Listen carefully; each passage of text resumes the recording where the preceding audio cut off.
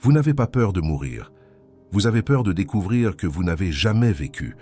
Et cette simple distinction va ébranler tout ce que vous croyez savoir de vous-même. Osho. Osho a dit quelque chose que peu de maîtres spirituels auraient osé prononcer. Il a observé des milliers de personnes en quête de paix intérieure. Et il a déclaré « Vous ne craignez pas la mort. Vous craignez de vous retourner et de réaliser que vous avez gaspillé chaque instant précieux qui vous a été offert. Ça fait mal, parce que c'est vrai. Pensez-y maintenant. » Lorsque la peur de la mort se manifeste, elle ne surgit pas comme une pensée abstraite sur la fin de l'existence. Elle se présente comme un inventaire, un décompte impitoyable de tout ce que vous avez négligé de faire. Chaque baiser non donné, chaque mot d'amour retenu, chaque risque que vous avez esquivé par peur de quitter votre zone de confort. La mort elle-même ne vous effraie pas. Ce qui vous terrifie, c'est la liste des regrets que vous emporterez avec vous dans la tombe. Et Osho est allé encore plus loin. Il affirmait que plus vous tentez d'échapper à la mort, plus vous fuyez la vie elle-même. Parce que la même énergie que nous dépensons à éviter de penser à la mort est celle que nous utilisons pour éviter de vivre intensément. Avez-vous déjà remarqué que les personnes qui vivent en mode automatique sont souvent celles qui ne supportent même pas d'entendre le mot « mort » sans immédiatement changer de sujet? Ce n'est pas une coïncidence. Elles fuient les deux à la fois, la mort et la vie. Mais voici le premier paradoxe révélé par Osho, et il transforme radicalement votre perception de cette peur, que vous portez peut-être en vous depuis des décennies. La peur de la mort n'est pas biologique. Les animaux n'ont pas peur de la mort. Ils craignent le danger immédiat. C'est certain, un lapin fuit un renard, mais en l'absence de menace, le lapin ne reste pas éveillé à 3 heures du matin, à ruminer le fait qu'il va mourir un jour. Seuls les êtres humains agissent ainsi. Et pourquoi? Osho expliquait dans ses discours sur la méditation que c'est parce que nous avons créé une identité factice, un ego. Et cet ego sait pertinemment qu'il est une imposture. Il sait qu'il est constitué de souvenirs, d'attentes, de rôles sociaux. Et il sait qu'il est voué à disparaître. Ce n'est pas de mourir dont vous avez peur, c'est que votre ego soit démasqué, révélé comme l'illusion qu'il a toujours été. Voilà la différence fondamentale entre la peur existentielle et la peur biologique. Votre corps aspire à survivre, naturellement. C'est un instinct. Mais l'anxiété chronique face à la mortalité, ces pensées intrusives qui vous assaillent au milieu de la nuit, cette incapacité à savourer l'instant présent parce que vous êtes obsédé par la faim. Tout cela n'est pas un instinct de survie, c'est votre ego en état de panique. Et plus vous nourrissez cet ego avec des distractions, des succès, des quêtes de sens, plus il grandit, et plus il grandit, plus la peur de le perdre devient intense. Alors, soyez attentifs, car ce qui va suivre va relier tous les points. Osho enseignait une idée qui semble paradoxale, mais qui est en réalité la clé pour comprendre pourquoi certaines personnes abordent la mortalité avec sérénité, tandis que d'autres vivent dans la terreur. Il disait que l'intensité tue la peur. Lorsque vous êtes pleinement présent, totalement absorbé par quelque chose, l'ego disparaît temporairement. Vous avez certainement déjà vécu cette expérience, peut-être en faisant l'amour, peut-être en créant quelque chose, peut-être lors d'une conversation profonde, où vous avez perdu la notion du temps. À ces moments-là, y avait-il de la place pour la peur de la mort? Non, parce qu'il n'y avait pas d'ego pour la ressentir. Vous étiez simplement, vous étiez. Osho appelait cela les petites dissolutions, des instants où l'ego se dissout et où vous expérimentez votre véritable nature. Non pas une personne avec une histoire et un avenir, mais une conscience pure, vivante, présente. Et voici la révélation qui va bouleverser votre perspective. Qui a le plus peur de mourir? La personne qui a vécu de nombreuses petites dissolutions, ou celle qui a passé sa vie entière à protéger son ego de toute menace de dissolution? La réponse est évidente quand on y réfléchit. Celui qui n'a jamais expérimenté la dissolution de l'ego craint la mort parce qu'elle est totalement inconnue. Elle apparaît comme un anéantissement total. Mais celui qui l'a vécu à maintes reprises sait que lorsque l'ego s'efface, vous ne disparaissez pas avec lui. Vous continuez d'exister, plus vivant que jamais. C'est pourquoi Osho affirmait que la méditation est une répétition générale pour la mort, non pas d'une manière morbide, mais d'une manière libératrice. Chaque fois que vous méditez profondément, chaque fois que vous atteignez cet espace de silence intérieur où les pensées s'évanouissent, vous vous exercez à mourir. Et plus vous vous exercez, moins cela devient effrayant. Mais voyez l'ironie tragique dans laquelle la plupart des gens sont piégés. Ils évitent toute expérience qui pourrait menacer leur ego. Ils fuient l'intimité profonde parce qu'elle exige de la vulnérabilité. Ils rejettent la créativité authentique parce qu'elle pourrait révéler qui ils sont réellement. Ils redoutent le silence parce que dans le silence, l'ego n'a nulle part où se cacher. Et ensuite, ils s'étonnent d'avoir si peur de mourir. La réponse d'Osho serait d'une brutalité implacable. Vous avez peur parce que vous n'êtes jamais mort. Vous n'avez jamais expérimenté la dissolution. Vous n'avez jamais su ce qui se trouve au-delà de l'ego. Vous vous souvenez, quand je disais que plus vous fuyez la mort, plus vous fuyez la vie, cela se rejoint ici de manière douloureuse. Toutes ces stratégies d'évitement, tous ces mécanismes de protection de l'ego ne vous protègent pas. Ils vous dépouillent. Ils créent précisément cette existence vide qui alimentera encore davantage la peur lorsque vous serez finalement confronté à la mortalité. C'est un cercle vicieux. La peur de mourir conduit à la protection de l'ego. La protection de l'ego empêche de vivre pleinement. La vie non vécue accroît la peur de mourir, et la seule issue est de briser ce cycle. Dans son livre « L'art de vivre et de mourir », Osho évoque des cultures anciennes qui avaient compris cela. Les rites de passage étaient conçus pour simuler la mort. Les jeunes étaient placés dans des situations où l'ego devait mourir, afin de permettre à l'adulte d'émerger. Nous avons perdu cela. Notre culture moderne est obsédée par l'immortalité. Crèmes anti-âge, compléments alimentaires pour la longévité, chirurgies esthétiques. Tout est conçu pour nier la réalité la plus fondamentale de l'existence. Et le résultat? Des générations entières terrorisées par l'inévitable, parce qu'on ne leur a jamais appris à mourir. On ne leur a jamais enseigné que mourir à son ego n'est pas la fin, mais le commencement. Les chercheurs en psychologie appellent cela la théorie de la gestion de la terreur. Des études montrent que lorsque l'on rappelle aux individus leur propre mortalité, ils réagissent de deux manières. Certains activent un mode de protection de l'ego. Ils s'accrochent plus fermement à leurs identités, à leurs convictions, à leur groupe d'appartenance. D'autres, curieusement, traversent une transformation. Ils commencent à accorder plus de valeur aux expériences authentiques qu'aux réalisations superficielles. La différence, les seconds ont appris, d'une manière ou d'une autre, à laisser mourir des parties de leur ego. Osho disait qu'il existe deux types de personnes dans le monde, celles qui vivent comme si elles allaient mourir demain, et celles qui vivent comme si elles allaient vivre éternellement, et ironiquement. Ce sont les premières qui vivent vraiment. Lorsque vous acceptez que vous allez mourir, chaque instant gagne en intensité. Chaque conversation pourrait être la dernière. Chaque coucher de soleil pourrait être le final. Et cette conscience ne vous déprime pas, elle vous éveille. Mais voici un autre paradoxe, dont peu de maîtres parlent ouvertement. Accepter la mort ne signifie pas y penser constamment. Osho était très clair à ce sujet. L'obsession de la mort est aussi névrotique que le déni de la mort. Les deux sont des manières d'éviter le présent. La véritable acceptation est différente. C'est une reconnaissance silencieuse qui imprègne tout sans dominer quoi que ce soit.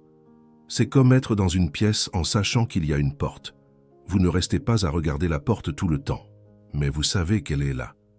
Cette conscience change votre façon d'être dans la pièce. Vous arrêtez de remettre à plus tard. Vous arrêtez de vous protéger excessivement. Vous arrêtez de vivre comme si vous aviez un temps infini pour faire les choses qui importent. Et voici quelque chose qui va connecter tout ce que j'ai dit jusqu'à présent d'une manière que vous n'avez probablement jamais envisagée. Osho a enseigné que la peur de la mort est intimement liée à la peur de vivre intensément. Ce ne sont pas deux peurs. C'est la même peur avec deux faces. Quand vous évitez de vivre intensément, vous l'évitez parce que l'intensité exige une présence totale. Et la présence totale est une forme de mort. Mort du passé, mort du futur, mort de toutes les histoires que vous racontez sur vous-même. C'est pourquoi les personnes qui ont peur d'aimer profondément ont généralement peur de mourir. Parce qu'aimer profondément exige de mourir pour le moi illusoire protecteur, exige de la vulnérabilité, exige de laisser une autre personne vous voir sans masque. Et pour le moi illusoire, c'est insupportable, c'est la mort. Alors la personne se protège, maintient une distance émotionnelle, ne se livre jamais complètement, et ensuite se demande pourquoi la vie semble vide et pourquoi la mort semble si terrifiante. Osho voyait cela répétitivement chez ses disciples, des personnes qui cherchaient l'illumination mais ne voulaient pas mourir à leurs identités, voulaient ajouter l'illumination au moi illusoire existant, voulaient devenir une personne illuminée, quelqu'un de spécial, quelqu'un qui a conquis quelque chose. Et il devait dire répétitivement, l'illumination n'est pas une conquête, c'est une perte. Vous ne gagnez rien, vous perdez tout, toute identité, toute histoire, tout sens d'être quelqu'un de spécial. Et c'est exactement pour ça que c'est libérateur. Pour revenir à cette question que j'ai laissée en suspens sur la raison pour laquelle certaines personnes semblent en paix avec la mortalité. La réponse devrait maintenant être claire. Elles n'ont pas moins d'attachement à la vie. Elles ont moins d'attachement au moi illusoire. Et cette distinction est tout. Vous pouvez aimer la vie intensément et toujours être en paix avec le fait qu'elle va finir. En fait, plus vous aimez la vie, plus vous acceptez sa fin naturelle. Parce que résister à la fin est une forme de ne pas accepter la vie telle qu'elle est. La vie inclut la mort.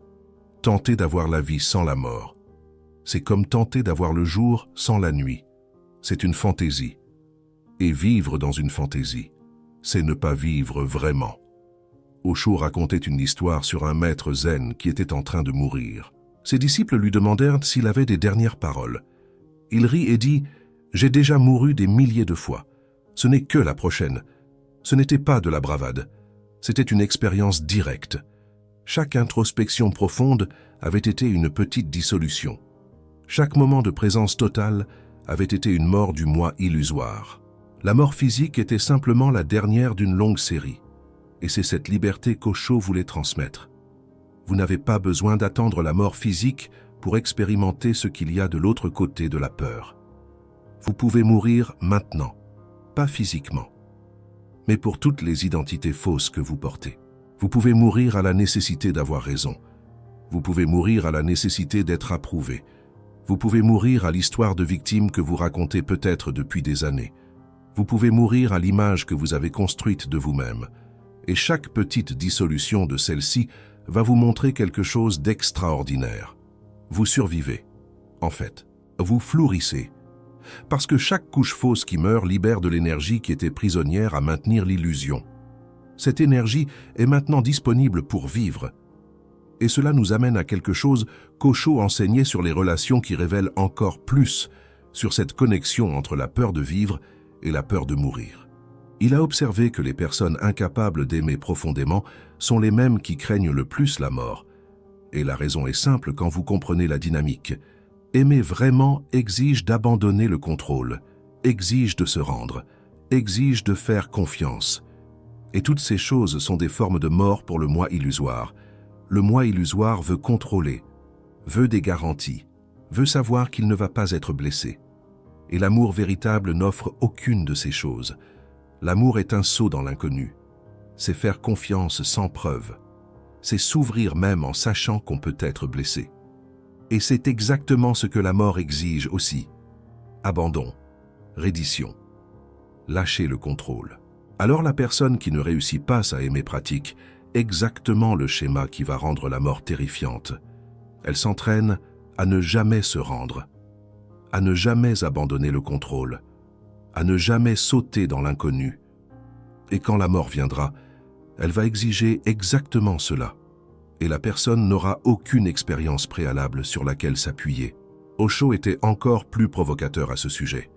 Il a dit que faire l'amour vraiment, quand deux personnes se dissolvent vraiment l'une dans l'autre, est l'expérience la plus proche de la mort que nous pouvons avoir dans la vie. Pas l'acte mécanique que la plupart pratiquent.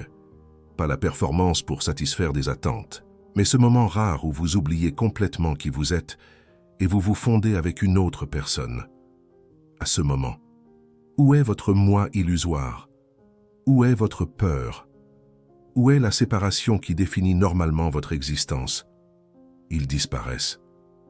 Et vous expérimentez quelque chose qui ne peut pas être décrit, mais qui change pour toujours la façon dont vous voyez la vie et la mort. Malheureusement, la plupart des gens ne l'expérimentent jamais.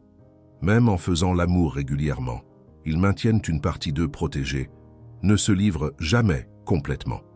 Et ensuite, se demandent pourquoi ils se sentent seuls même dans des relations. La réponse est qu'ils ne sont jamais morts dans l'amour. Et celui qui n'est jamais mort dans l'amour aura beaucoup plus de difficultés à mourir physiquement quand l'heure viendra. Mais voici la partie la plus importante de tout ce que je partage aujourd'hui. Osho n'a pas enseigné la théorie, il a enseigné la pratique. Et la pratique qu'il a le plus recommandée pour transcender la peur de la mort est surprenamment simple. Il l'appelait la contemplation de la mort. Pas de manière morbide, pas comme de l'auto-torture, mais comme un exercice quotidien de se rappeler que vous êtes mortel. Dans de nombreuses traditions spirituelles, cela s'appelle un memento mori. Souvenez-vous que vous allez mourir, pas pour vous déprimer, pour vous réveiller. La technique est simple, chaque matin, avant de commencer la journée. Asseyez-vous pendant 5 minutes et contemplez votre mort. Ne pensez pas à elle avec peur. Reconnaissez simplement qu'elle est réelle, qu'elle peut venir aujourd'hui. Il n'y a aucune garantie. Et observez ce qui change. Osho disait que les personnes qui pratiquent cela régulièrement commencent à vivre de manière complètement différente. Elles arrêtent de garder des choses pour plus tard. Elles arrêtent de reporter des conversations importantes. Elles arrêtent d'accumuler des regrets, parce que chaque jour commence avec le souvenir que ce peut être le dernier. Et ce souvenir n'apporte pas d'angoisse. Il apporte de la clarté. Vous savez exactement ce qui importe. Vous savez exactement ce qui est une perte de temps. Vous savez exactement qui mérite votre énergie. La contemplation de la mort est une façon de polir votre perception, de retirer le voile d'immortalité illusoire, qui obscurcit habituellement votre vision. Une autre pratique qu'Osho a enseignée est connexe, mais différente. Il l'appelait « mourir consciemment », chaque nuit, quand vous allez dormir. Habituellement, vous vous éteignez simplement, vous perdez conscience, vous vous réveillez des heures plus tard, sans aucun souvenir de l'intervalle. Osho proposait quelque chose de différent. Avant de dormir, allongez-vous et observez votre conscience diminuer. Observez les pensées ralentir. Observez la sensation du corps disparaître. Et essayez de rester conscient le plus longtemps possible durant cette transition. Il disait que c'est exactement le processus de la mort. La différence est que vous vous réveillez le jour suivant. Mais l'expérience de dissolution est la même. Et plus vous pratiquez, plus cela devient familier. L'inconnu se transforme en connu. Et ce qui était terrifiant devient naturel. Certains disciples d'Osho ont rapporté qu'après des mois de pratique, la peur de la mort s'est simplement évaporée. Pas parce qu'ils se sont convaincus intellectuellement qu'ils ne devaient pas avoir peur, mais parce qu'ils ont expérimenté, répétément, que la conscience continue. Même quand le moi illusoire se dissout, c'est la différence entre croire que vous savez nager et réellement savoir nager.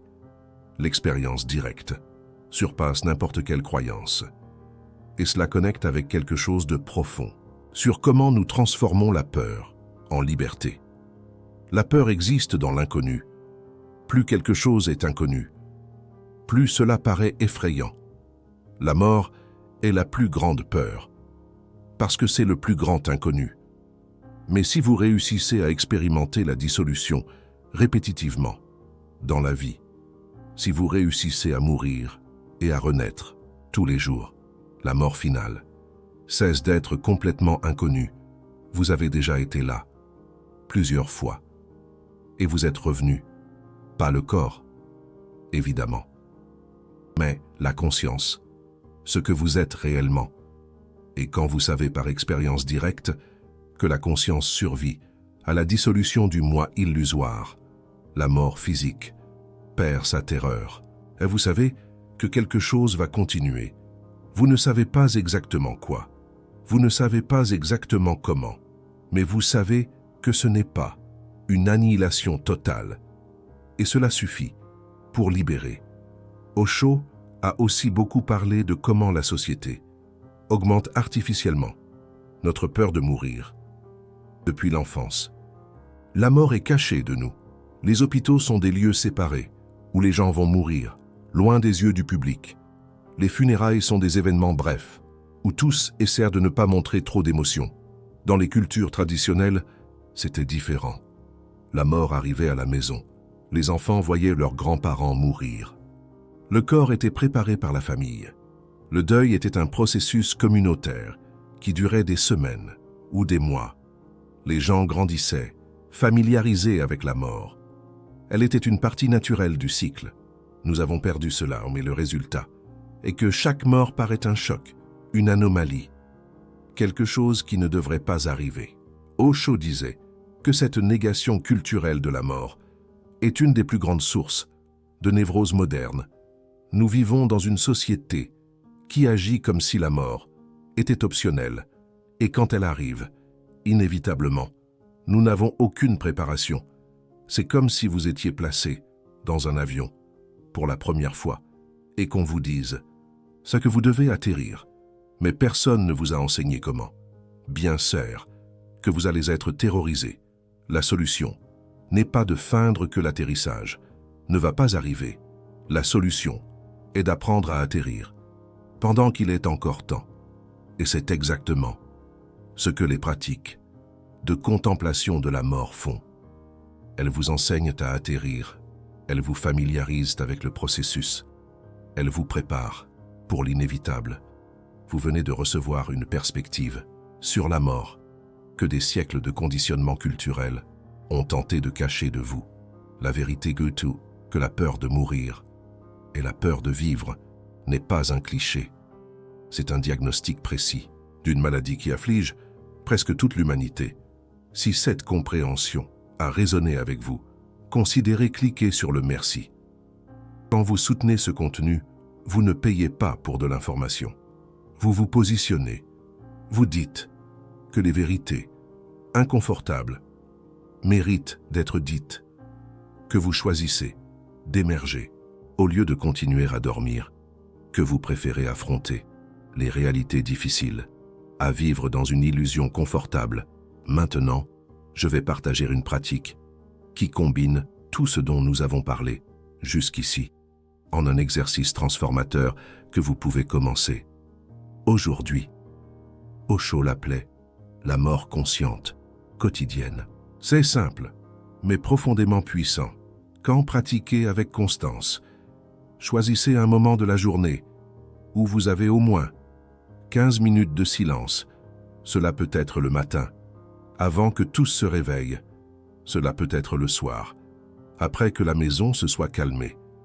Asseyez-vous dans un lieu confortable, fermez les yeux et commencez à observer votre respiration sans tenter de la contrôler. Après quelques minutes, quand votre esprit commence à se calmer, faites la contemplation silencieuse suivante. Je vais mourir, pas comme une pensée effrayante, pas comme une menace, juste comme une reconnaissance de réalité, comme vous reconnaîtriez que le ciel est bleu ou que l'eau est mouillée. Je vais mourir. Laissez cette vérité pénétrer. Observez comment votre corps réagit. Peut-être y a-t-il une contraction. Peut-être y a-t-il une résistance. Peut-être y a-t-il la peur qui surgit. Juste observez, sans réagir. Continuez à contempler. Je vais mourir. Et je ne sais pas quand. Cela peut être dans 50 ans. Cela peut être dans 10. Cela peut être demain. Cela peut être aujourd'hui. Observez à nouveau. Qu'arrive-t-il quand vous acceptez réellement cette incertitude, non intellectuellement, mais avec tout votre être, après quelques minutes, dans cette contemplation? Posez la question. Si je mourais aujourd'hui, de quoi me repentirais-je? Laissez la réponse surgir naturellement. Ne cherchez pas, ne fabriquez pas. Juste observez ce qui apparaît. Peut-être est-ce une personne que vous devez pardonner. Peut-être est-ce quelque chose que vous devez dire. Peut-être est-ce un rêve que vous venez d'ajourner. Peut-être est-ce simplement la qualité de présence que vous apportez à vos jours. Quelle que soit la réponse, elle est votre guide. Elle vous montre exactement où votre vie n'est pas alignée avec vos valeurs les plus profondes. Et voici le pouvoir de cette pratique. Une fois que vous savez de quoi vous vous repentiriez, vous pouvez changer. Vous êtes encore vivant. Vous avez encore le temps. Le repentir n'a pas besoin de se transformer en réalité. Osho disait que les personnes sages meurent sans remords, non parce qu'elles ont eu des vies parfaites, mais parce qu'elles ont utilisé la conscience de la mort pour corriger le cours pendant qu'il y avait encore le temps. Pratiquez cela quotidiennement, pendant 30 jours, et observez ce qui change. La plupart des personnes rapportent une transformation graduelle, mais profonde. Les priorités deviennent claires, les relations s'approfondissent, les actions s'alignent avec les valeurs. Et la peur de la mort, elle ne disparaît pas complètement, mais elle se transforme de terreur paralysante en conscience énergisante, de quelque chose que vous évitez à quelque chose qui vous guide, parce que quand vous embrassez votre mortalité, paradoxalement, vous commencez enfin à vivre les signes que cette transformation est en train d'arriver, inclus. Vous arrêtez d'ajourner les conversations importantes, vous cessez de vous inquiéter autant de l'opinion des autres, vous réussissez à dire non, plus facilement, pour les choses qui n'importent pas. Vous ressentez une gratitude accrue pour les moments les plus simples. Vous parvenez à être pleinement présent, sans que votre esprit ne vagabonde constamment entre le passé et le futur. Ce sont là des signes que votre moi illusoire s'éteint peu à peu. Et plus il s'éteint, plus vous vivez vraiment. Osho disait que s'il y a une chose qu'il a pu observer clairement durant ces décennies de travail spirituel, c'est ceci. Celui qui embrasse la mort, embrasse la vie. Ce ne sont pas des opposés, c'est la même chose, vue sous des angles différents. Et lorsque vous cessez de résister à l'un, vous ouvrez automatiquement l'espace à l'autre. La peur de la mort est la peur de vivre, et la guérison de cette peur ne consiste pas à éviter la mort, mais à commencer, enfin, à vivre vraiment. Commencez aujourd'hui, non pas parce que vous mourrez un jour, mais parce que vous êtes encore vivant maintenant. Et souvenez-vous toujours des paroles d'Osho, la personne qui vit chaque moment pleinement n'a rien à perdre dans la mort. Elle a déjà tout expérimenté, elle a déjà tout aimé, elle s'est déjà livrée à tout. La mort est simplement une transition. Pour celui qui est déjà comblé, elle n'est qu'un vide. Pour celui qui n'a jamais vécu, quel chemin choisissez-vous? Osho a également dit quelque chose de provocateur. La religion existe. Parce que les gens ont peur de mourir. S'il n'y avait pas de peur de la mort, il n'y aurait pas besoin de ciel, d'enfer, de réincarnation ou de toute autre promesse de continuité. Êtes-vous d'accord pour dire que nous utilisons des croyances spirituelles pour nous protéger de la vérité sur notre mortalité? Ou pensez-vous qu'il existe quelque chose d'authentique, au-delà de la peur? Dites-le nous dans les commentaires. Je répondrai à tous dans les 2 premières heures.